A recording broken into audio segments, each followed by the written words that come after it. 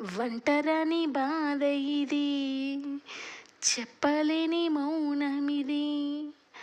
ఒంటరని బాధ ఇది, చెప్పలేని మౌనమిది.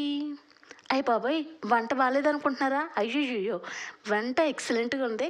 ఏదో టైమింగ్ కోసం ఒక రైమింగ్ వదిలాను, అంతకు మించి ఏం కాదు. సరేనా? మరి ఎలా చేద్దామో వివరంగా తెలుసుకుందామా? ఇలాగా ఒక కళాయి పెట్టుకోండి. ఒక 4 టేబుల్ స్పూన్ నూనె వేసుకొని, ఒక పెద్ద సైజు ఉల్లిపాయ, 2 పచ్చిమిరపకాయలు 2 నిమిషాలు వేగిన తర్వాత అల్లం, వెల్లుల్లి, జీలకర్ర, కొద్దిగా పసుపుతో మిక్సీ ఆడించుకోండి. దాన్ని 2 టేబుల్ స్పూన్. ఇప్పుడు చికెన్ మసాలాకి మనం విడిగా ఆడించుకుంటాం కదా, అది కూడా ఒక 1/2 టేబుల్ స్పూన్ వేసుకొని ఓవరాల్గా పచ్చివాసన పోయేలాగా 2 నిమిషాలు వేయించుకోండి. ఇప్పుడు 2 పెద్ద సైజు టమాటాలు చిన్నగా కట్ చేసుకుని 2 నిమిషాలు వేయించుకోండి. దాంట్లో కూడా నీరంతా పోయిన తర్వాత ఇప్పుడు మనం 1 కేజీ చికెను శుభ్రంగా 5-6 సార్లు వాష్ చేసుకుని ఇలాగా ఆ మసాలా దాంట్లో వేసుకొని ఓవరాల్గా ఆ చికెన్కి మసాలా మొత్తం పట్టేలాగా కలుపుకోండి. ఇలా మొత్తం కలుపుకున్న తర్వాత ఇప్పుడు మనం తొందరగా ఎగడానికి ఇలా ప్లేట్ వేసుకుంటే దాంట్లో చికెన్లో ఉన్న నీరంతా బయటకు వచ్చింది.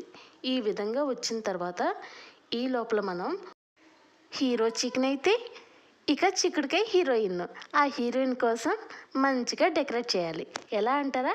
ఇలాగ తుంచి 4 వైపులా ఏమైనా పీచు పదార్థం ఏమైనా ఉంటే ఇలాగా తీసేసుకోండి. సరేనా?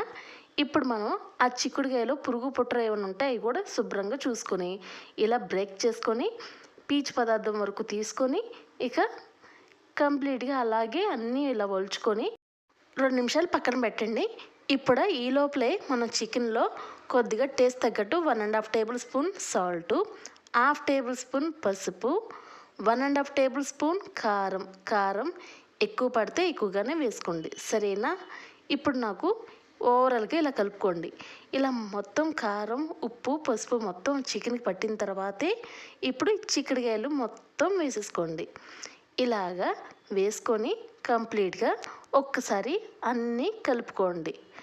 ఈ చిక్కుడుకాయ కూడా మసాలా మొత్తం పట్టేలాగా కలుపుకొని ఇక చిక్కుడుకాయలు పచ్చివాసన పోయేలాగా మనం తొందరగా ప్లేట్ వేసుకుంటే దాంట్లో చిక్కుడుకాయలు ఉన్న నీరు కూడా మనకి డౌన్ అయ్యిద్ది. సరేనా?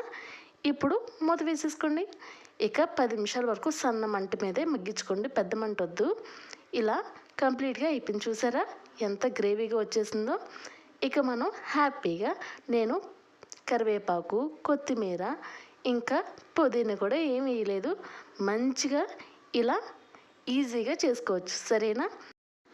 మనం ఆడించేప్పుడే మనం మసాలాలన్నీ దిట్టంగా ఆడిస్తే మనకి మిగతా దాంతో పని ఉండదు. అర్థమైందండి? అండ్ ఇంకా మంచి కంటెంట్ మీ అందరికీ మనసుకు నచ్చేలాగా వివరంగా చెప్తాను. ఇంకా ఏమైనా మర్చిపోయానంటారా?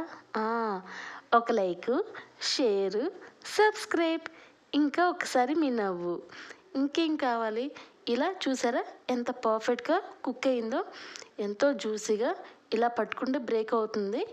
మీకు కూడా ఇలాగే ఈ వీడియోస్ నచ్చాలని మనసారా కోరుకుంటున్నానండి. Thanks for watching.